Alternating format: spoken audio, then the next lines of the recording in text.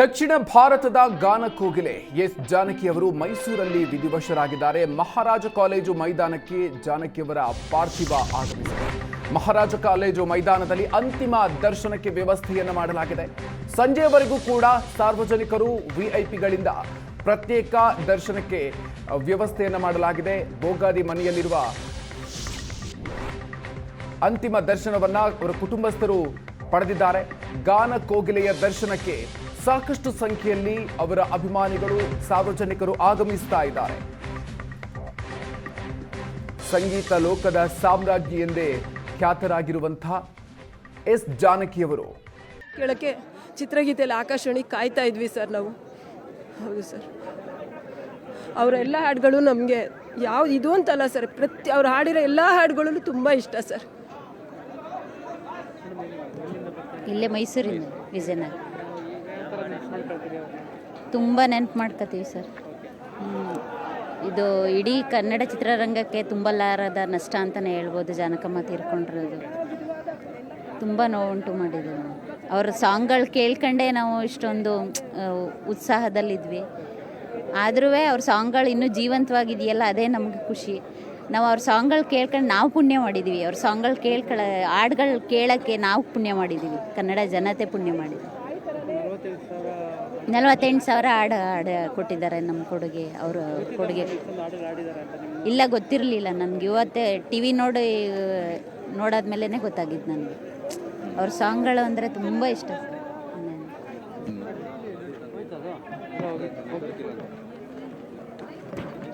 ಬನ್ನಿ ಆ ಕಡೆ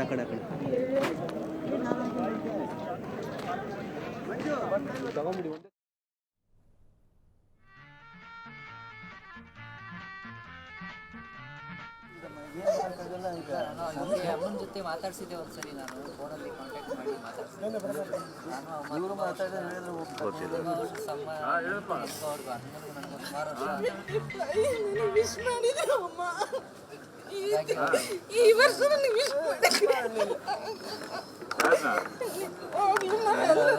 ಔಷಧಪದಕ್ಕೆ ನಾನು ವಿಶ್ ಮಾಡಿಸಿ ಫೋನಲ್ಲಿ ಕಾಂಟ್ಯಾಕ್ಟ್ ಮಾಡಿಸಿ ಅಮ್ಮನ ಜೊತೆ ಮಾತಾಡ್ಸಿದ್ದೆ.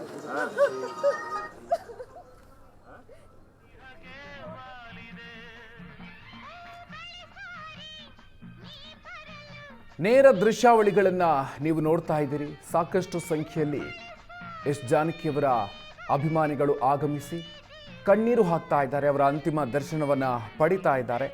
ಎಸ್ ಜಾನಕಿಯವರು ಅನ್ನುವ ಹೆಸರು ಕೇವಲ ಇಡೀ ಭಾರತದಲ್ಲಿ ಕೇವಲ ಅದೊಂದು ಹೆಸರಲ್ಲ, ಅದೊಂದು ಮಧುರವಾಗಿರುವಂತಹ ಅನುಭವ. ಸುಮಾರು 6 ದಶಕಗಳ ಕಾಲ ತಮ್ಮ ಮಾನಸಿಕ ಧ್ವನಿಯ ಮೂಲಕ ಕೋಟ್ಯಂತರ ಸಂಗೀತ ಪ್ರೇಮಿಗಳನ್ನು ರಂಜಿಸಿರುವಂತಹ ಗಾನ ಕೋಗಿಲೆ ಅವರು.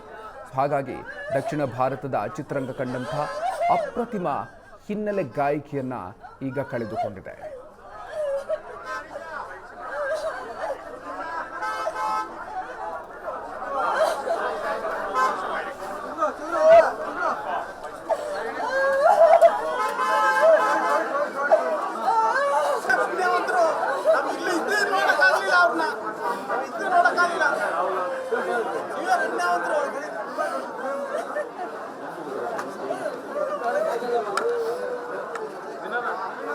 ನಾವು ಮೈಸೂರಲ್ಲಿ ಅವ್ರ ಅಂತಿಮ ದರ್ಶನ ಸಿಗ್ತಾ ಇದೆ. ಅವ್ರ ಇಲ್ಲಿ ನಮ್ಮ ಮಣ್ಣಲ್ಲಿ ಮಣ್ಣಾಗ್ತಾ ಇದ್ದಾರೆ ಅನ್ನೋದೇ ನಮಗೆ ಒಂದು ಹೆಮ್ಮೆ.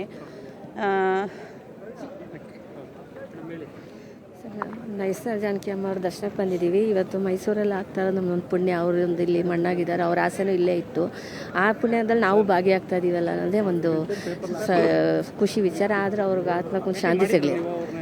ಇಲ್ಲ ಸರ್, ಯಾವತ್ತೂ ಭೇಟಿಯಾಗಿಲ್ಲ. ಇದೊಂದು ಬೇಜಾರಿತ್ತು ನಮಗೆ. ಯಾವುದು ಅಂದರೆ ಅವರು ಸ್ಟೇಜಲ್ಲಿ ಬಂದಿಲ್ಲ ಸರ್, ಹಾಗಾಗಿ ಭೇಟಿ ಆಗಿರಲಿಲ್ಲ. ಇವಾಗ ಒಂದು ಸಂತಾಪ ಸೂಚಕ್ಕೆ ಬಂದಿದ್ದೀವಿ. ಅದೇ ಆತ್ಮಕ್ಕೆ ಶಾಂತಿ ಕೊಡ್ತೀವಿ. ನಾವು ಮೈಸೂರೇ. ಅದೇ ಎಷ್ಟು ಜನಕ್ಕೆ ಅವ್ರದ್ದು ಮಧುರ ಗೀತೆ ನಾವು ಕೇಳಿ ನಾವು ಚಿಕ್ಕವರಿಂದಲೂ ಅವ್ರ ಬಗ್ಗೆ ಅವರ ಹಾಡನ್ನು ಕೇಳಿ ನಾವು ಆನಂದಿಸ್ತೇವೆ ಹೊರತು ಅದನ್ನು ಈಗ ಅವರು ಈ ಥರ ಅವ್ರದ್ದು ಮೈಸೂರಲ್ಲಿ ಒಂದು ಅಂತ್ಯಕ್ರಿಯೆ ನಡೀತಿರಿಂದ ನಮಗೊಂದು ಸಂತೋಷದ ವಿಷಯ, ಒಂದು ಕಡೆ ದುಃಖದ ಸಂಪತ್ತದೆ. ಅದರಿಂದ ನಾವು ಅದರಿಗೆ ಆತ್ಮಶಾಂತಿ ಸಿಗಲಿ ಅಂತ ಅವರಲ್ಲೇ ಕೊಡ್ಕೊತೀವಿ. ನಮಸ್ಕಾರ ಸರ್, ಮೈಸೂರಿಂದ ಸರ್. ಅದು ನಾವು ಹೇಳೋಕ್ಕಾಗೋದಿಲ್ಲ. ಒಂದು ಮ್ಯೂಸಿಕ್ ಅನ್ನೋದು ನಮಗೆ ಎಲ್ಲರ ಲೈಫಲ್ಲೂ ಒಂದು ಒಳ್ಳೇದು ಒಂದು ಅಂತ.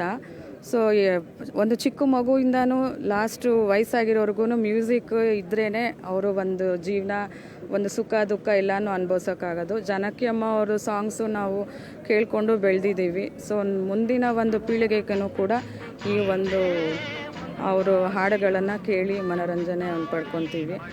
ಇಲ್ಲಿ ಒಂದು ನಾವು ಬಂದಿರೋದೊಂದು ನಮ್ಮ ಭಾಗ್ಯ ಸರ್. ಮಕ್ಕಳು ವಾಯ್ಸಲ್ಲೆಲ್ಲ ಹಾಡ್ತಿದ್ರಲ್ಲ ಸರ್, ಅದು ಮತ್ತು ಆಕಾಶ ದೀಪವು ನೀನು, ಅದೆಲ್ಲ ತುಂಬ ಚೆನ್ನಾಗಿದೆ ಸರ್. SPB ಅವ್ರ ಜೊತೆ ಮತ್ತು ಎಲ್ಲ ಲೆಜೆಂಡರಿ ಸಿಂಗರ್ಸ್ ಅವ್ರ ಜೊತೆಲೆಲ್ಲ ಹಾಡಿದ್ದಾರೆ. ಸೊ ಅದೊಂದು ನಮಗೆ ಒಂದು ಕರ್ನಾಟಕದ ಒಂದು ಭಾಗ್ಯ. ಸೊ ನಾವು ಅದನ್ನು ಕೇಳ್ತಾ ಇದ್ದೀವಿ, ಈ ಜನ್ರೇಷನಲ್ಲಿ ಇದ್ದೀವಿ ಅನ್ನೋದು ತುಂಬ ಒಂದು ಪುಣ್ಯ ಸರ್. ಇದು ಅಭಿಮಾನಿಗಳ ಮಾತು. ಏಕೆಂದರೆ ಇವತ್ತು ಸಾಕಷ್ಟು ಸಂಖ್ಯೆಯಲ್ಲಿ, ಸಾವಿರಾರು ಸಂಖ್ಯೆಯಲ್ಲಿ ಇವತ್ತು ಈ ಒಂದು ಅವರ ಅಂತಿಮ ದರ್ಶನವನ್ನು ಪಡ್ಕೊಳ್ಳೋಕ್ಕೆ ಬರ್ತಾ ಇರುವಂಥದ್ದು. ಈಗ ನೀವು ನೋಡ್ತಾ ಇರ್ಬೋದು ಯಾವ ರೀತಿ ಸರದಿ ಸಾಲಿನಲ್ಲಿ ನಿಂತಿದ್ದಾರೆ ಅನ್ನುವಂಥದ್ದು.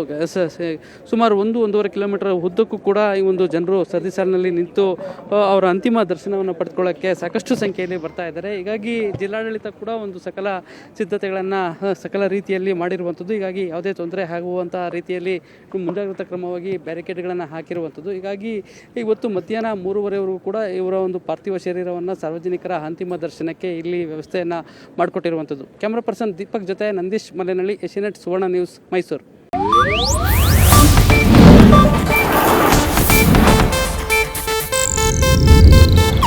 ಇದು ಏಷ್ಯಾನೆಟ್ ನ್ಯೂಸ್ ನೆಟ್ವರ್ಕ್ ಪ್ರಸ್ತುತಿ.